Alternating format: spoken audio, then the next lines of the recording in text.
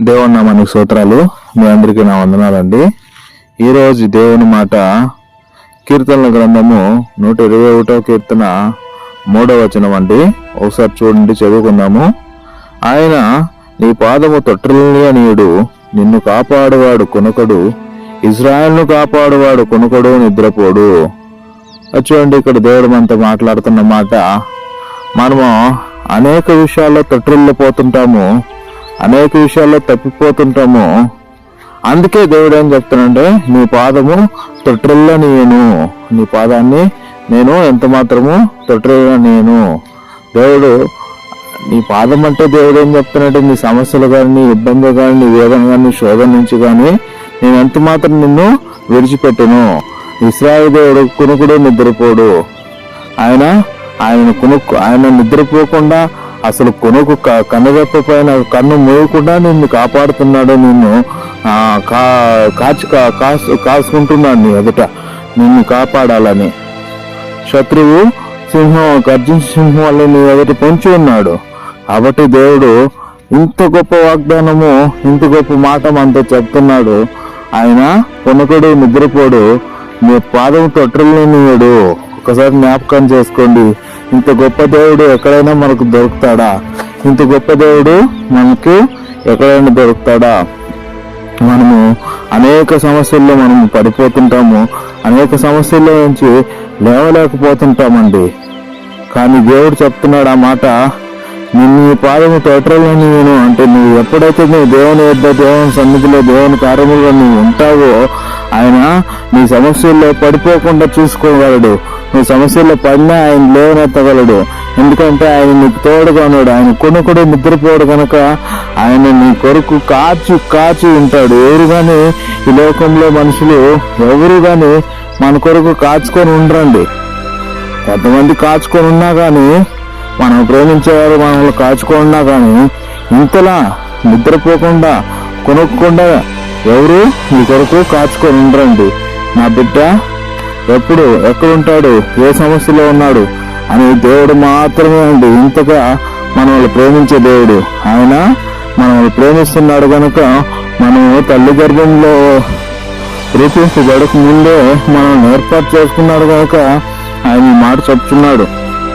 నమ్మండి, నమ్మి దేవుని యొక్క రక్షణను మనము పొందుకోవాలండి. రక్షణలో మనం ఉండాలండి, ఆయన సన్నిధిలో ఎల్లవేళ ఉండాలండి. అప్పుడు మనకు మనకు అనేక సమస్యలు వచ్చినా కానీ ఆయన అద్భుతాలు, ఆశ్చర్యకారాలు మన జీవితంలో మనకు జరిగిస్తాడు. ఇప్పుడు ఈ సమయంలో ఇప్పుడు నీకు ఏదైనా ఇబ్బంది వచ్చిండొచ్చు, సమస్య వచ్చిండొచ్చు. ఆ సమస్య ఎందువల్ల వచ్చింది? నువ్వు దేవుని యొద్ద నుంచి ఏమైనా తొలగినావా? నువ్వు దేవుని యొద్ద నుంచి ఏమైనా తొలగినావా? బయట వెళ్ళిపోయినావా? ఏదైనా పాపం చేస్తున్నావా?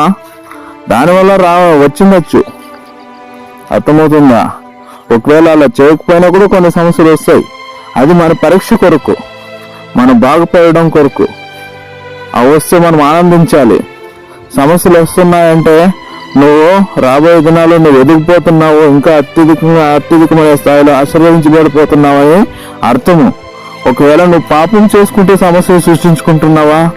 అయితే అది నీ ఎదుగుదలకు కాదు. అది నువ్వు పాపం చేస్తూ సమస్యలు సృష్టిస్తే అది నీ ఎదుగుదలకు కాదు. నువ్వు ఇంకా కృంగదలకు, ఇంకా గోతిలో పడిపోతావు.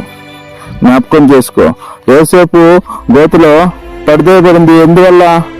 తను నీతిగా న్యాయంగా ఉండడం వల్ల, తన తండ్రికి నీతిగా న్యాయంగా ఉండడం వల్ల గోతిలో పడివేయబడ్డాడు.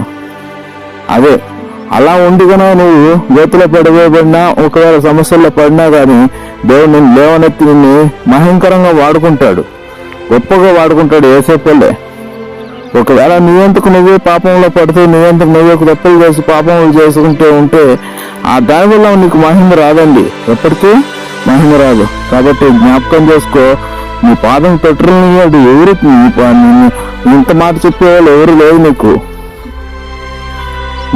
ఆయన కొనుగోడు, నిద్రపోడు. కాబట్టి దేవుడు ఈ మాటలను దీవించిన గాక. ప్రార్థన చేసుకున్నాము. ఈ మాటలు బట్టి మనం అందరూ ఆశీర్వదించబడదాం గాక. ప్రార్థన చేసుకున్నాం. కళ్ళు మూసుకున్నట్లయితే, కృపా, నమ్మకం, ప్రేమ కలిగిన తండ్రి, దేవాది దేవ, రాజాది రాజా. అవును ప్రభా, నువ్వు మా పాపముల తొట్టులు నువ్వు కొనుక్కో నిద్రపోవు నైనా. అవును ప్రభా, నన్ను మమ్మల్ని కాచుచున్న దేవుడు, మమ్మల్ని నడిపిస్తున్న దేవుడు ప్రభా. అవును ప్రభా, అన్నదినము నీ దూతని కాపలాగా ఉంచి మమ్మల్ని నడిపిస్తున్న దేవుడు ప్రభా. అవునైనా మమ్మల్ని నడిపించండి అయ్యా. మా పాదముల తొట్టులు నీయకుండా ఉండుటకు మాకు సహాయం చేయండి ప్రభా. అవును ప్రభా దేవ, అనేక సమస్యల్లో మేము ఇరుక్కుపోయినామేమో, ఒకవేళ పాపంలో ఇరుక్కుపోయినామేమో, మమ్మల్ని ఆ పాపం నుంచి విడుదల దయచేయండి ప్రభా. అద్భుతాలు మీరు జరిగించండి ప్రభా దేవ. అవునైనా అయ్యా తండ్రి మా ప్రభా, మేము ఈ పరీక్షలో అంటే అయ్యా తండ్రి, ఆ పరీక్ష నుంచి మమ్మల్ని మహిమకరంగా మీరు మార్చండి, ఆశీర్వాదకరంగా మీరు మార్చండి ప్రభా. అయ్యా తండ్రి మా ప్రభా, పాపంలో మేము దొరుకున్నట్లు, సమస్యల్లో మేము ఉండిపోకున్నట్లు మమ్మల్ని లేవనెత్తి మీరు నడిపిస్తారని, ఏ బిడ్డలైతే ఇప్పుడు సమస్యల్లో, ఇరుకుల్లో, ఇబ్బందుల్లో ఉన్నారో వాళ్ళందరినీ విడిపించండి ప్రభా. ఇదిగో వాక్యం వింటున్న ప్రతి బిడ్డను అయ్యా, వాక్యంలో ఉన్న ప్రతి అర్థాన్ని అర్థం చేసుకొని వాళ్ళ నుంచి విడుదల దయచేయండి ప్రభా. ప్రతి సమస్య నుంచి విడుదల దయచేయండి. దినదినాభివృద్ధి వాళ్ళకి దయచేయండి ప్రభా. మీ నామాన్ని మాత్రం మహిమపరుచుకుంటారని, మీ నామాన్ని మాత్రం గణపరుచుకుంటారని యేసుక్రీస్తు నామమున ప్రార్థన చేసి అడిగి వేడుకుంటున్నాం తండ్రి.